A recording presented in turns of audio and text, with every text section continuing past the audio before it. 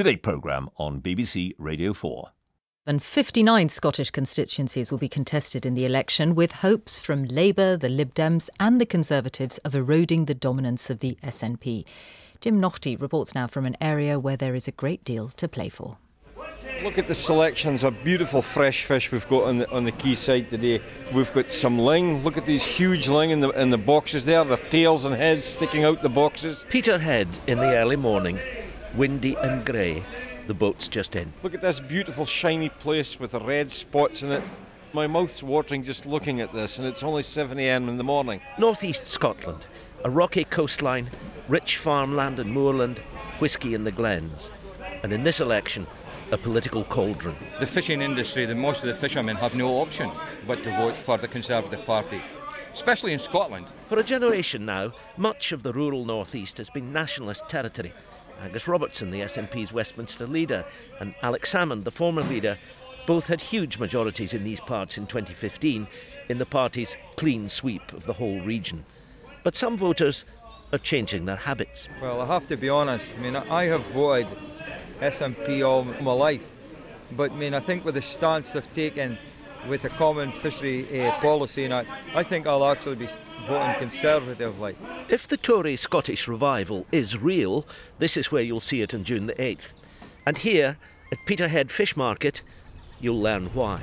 It's not a constitutional matter, it's a matter of fishing business. How do we become, like Norway, like Iceland, with this wonderful resource, a world leader in seafood? Well, the answer to that is you're out of the common fisheries policy. Bertie Armstrong of the Scottish Fishermen's Federation says the SNP promise to take an independent Scotland back into the EU after Brexit has turned the fishing community against it. The community has decided it wants to grab the sea of opportunity. It does not want it traded away, diluted or put in a queue to change. And the fishermen lead you to the question that insinuates itself into every election argument here and marks the great divide.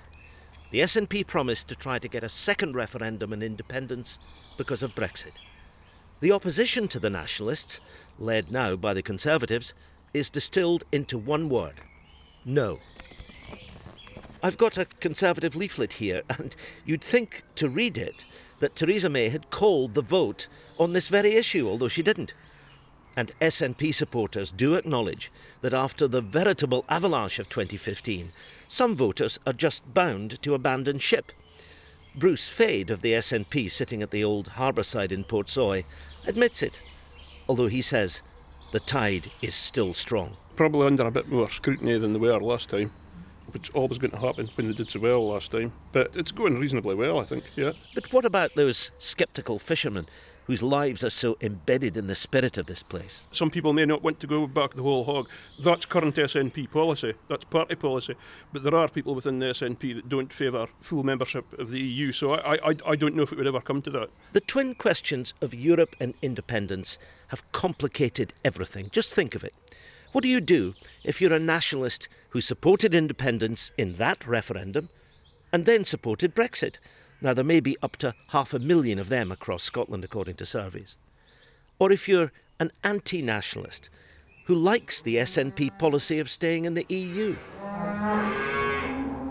Not a posse of confused voters, but the real sound of Aberdeenshire, a farm near Arford, where the landscape falls away from the Deeside Hills and rolls off towards Buchan and the sea, where Charlie Adam rears his cattle, chairman of the Scottish NFU's Livestock Committee. Fundamentally, it's about the viability of our businesses.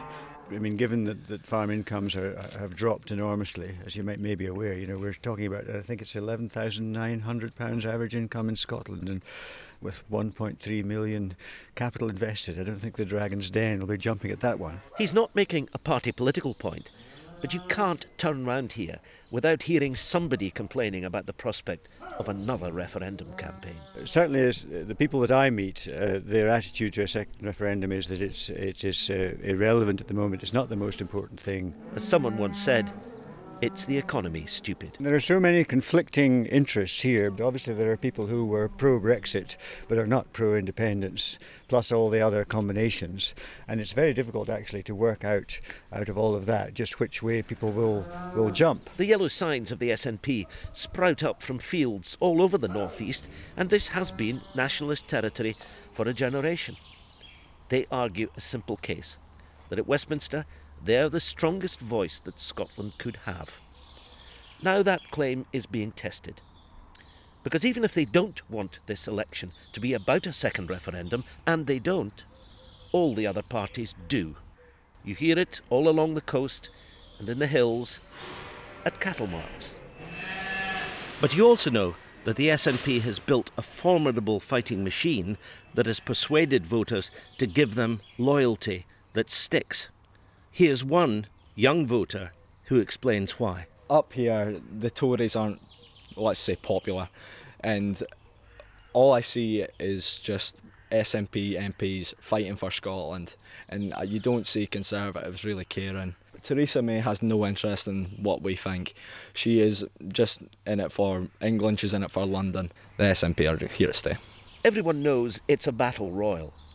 There are precious scalps at stake here. It's been a long, long time since a Tory MP was sent south from these parts. They think that will change. But from the Cairngorms to the sea, this has become nationalist land, and they mean to hold it.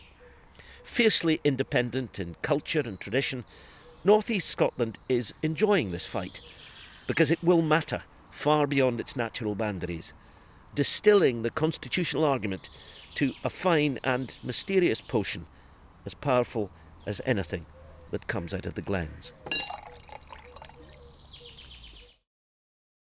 This headline true?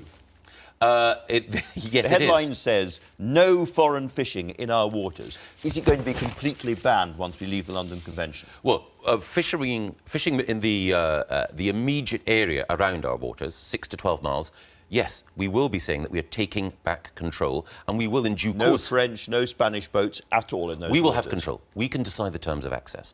And then we will also be able, when we leave the European Union, we'll become an independent coastal state. And that means that we can then extend control of our waters up to 200 miles, or the median line between Britain and France, or Britain and Ireland. And that means that we then decide. Now, of course, we can then negotiate with other countries and allow them access. It might not be true. There may well be French and Spanish boats still... No, it's no foreign fishing in our waters in the 6 to 12 mile zone. But what it is our deciding on which basis we allow people in. Because let's face it... Isn't there a problem with the Irish? Isn't there a border problem in terms of extending our fishing area too close to the Irish Republic? There is a specific technical arrangement between Britain and Ireland called the Voisinage Agreement, and I suspect this may be the first, I don't imagine it's the last time, that the Voisinage Agreement is discussed on the Andrew Marr programme. Many people will be hoping it's the last time. Can I move on to...